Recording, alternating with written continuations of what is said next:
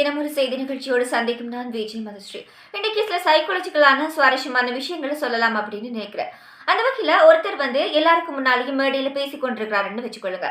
அவர் எல்லாரையும் பார்த்து கைகளை அசைச்சு முகபாவத்தோட பேசிட்டு இருந்தார் அப்படின்னு சொன்னா அவரு பயம் இல்லாம ரிலாக்ஸா பேசுறாரு அப்படின்னு அர்த்தம். அதை ஒருத்தர் பேசிக் கொண்டிருக்கும் போது கைகளை பிசைஞ்சு கொண்டு நெட்டி முறிச்சு கொண்டு ஒரே இடத்தை பார்த்து பேசிக் கொண்டிருக்காரு அப்படின்னு சொன்னா அவரு கதைக்கிறதுக்கு பிளெக்சிபிளா இல்ல, அவரு நர்வஸா இருக்காரு அப்படின்னு அர்த்தம். ஒருத்தவங்களை நாங்க இம்ப்ரெஸ் பண்ணணும் அப்படின்னு சொன்னா அவங்களோட பேசி கொண்டிருக்கும் போது மற்றவங்களை பத்தி குறை சொல்லிட்டு மற்றவங்களை பத்தி தப்பா பேசி கொண்டிருந்தா உங்களுக்கு மேல இருக்கிற அந்த இம்ப்ரெஷன் அவருக்கு குறைஞ்சிருமா? அதே எல்லாரும் பத்தியும் நல்ல விதமாவும் எல்லாருக்கும் நல்ல எண்ணத்தோட கழிச்சிட்டோம் அப்படின்னு சொன்னா நமக்கு மேல இருக்கிற மரியாதையும் அட்ராக்ஷனும் அதிகரிக்கும் அப்படின்னு சொல்றாங்க. ஒருத்தங்க புதுசா பேன் வாங்குறாங்க அப்படின்னு சொன்னா அந்த பேனையால முதல்ல அவங்களுடைய பேரை தான் எழுதி பார்ப்பாங்களாம் அப்படின்னு சொல்லப்படுது. ஒரு ரகசியத்தை ஒருத்தவங்கிட்ட சொல்றீங்க அப்படின்னு சொன்னா அவங்க கேர்ளா போயா அப்படின்றத ஞாபகம் வச்சுக்கொள்ளுங்க.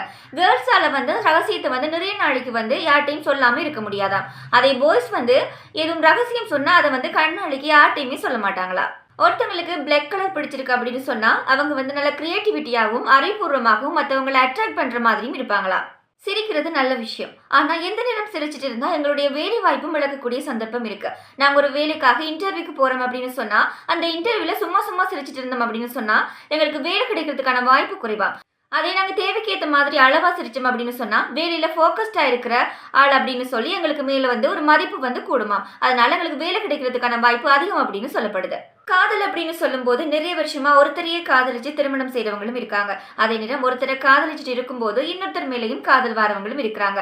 அப்படி ஒருத்தரை காதலிச்சுட்டு இருக்கும்போது இன்னொருத்தர் மேல காதல் வந்துச்சு அப்படின்னு சொன்னா அந்த 2 பேர்ல யாரை சூஸ் பண்ணணும் அப்படின்னு சொன்னா இரண்டாவது காதல் வந்தவங்களை தான் சூஸ் பண்ணணும் அப்படின்னு சொல்றாங்க. ஏன் அப்படின்னு சொன்னா முதலாவது காதல்ல சாட்டிஸ்ஃபை இல்லைன்றதால தான் 2வது காதலை அவங்க சூஸ் பண்ணிருக்காங்க. அதனால அவங்க 2வது காதலை தான் சூஸ் பண்ணணும் அப்படின்னு சொல்லி உளவியல் சொல்றது. இவ்வாறான சுவாரஸ்யமான தகவல்களோட இன்னொரு நிகழ்ச்சியில் சந்திக்கும் வரை நான் மதுஸ்ரீ மகேந்திரன். தொடர்ந்தும் தமிழகம் நிகழ்ச்சியோடு இணைந்திருங்கள். வணக்கம்.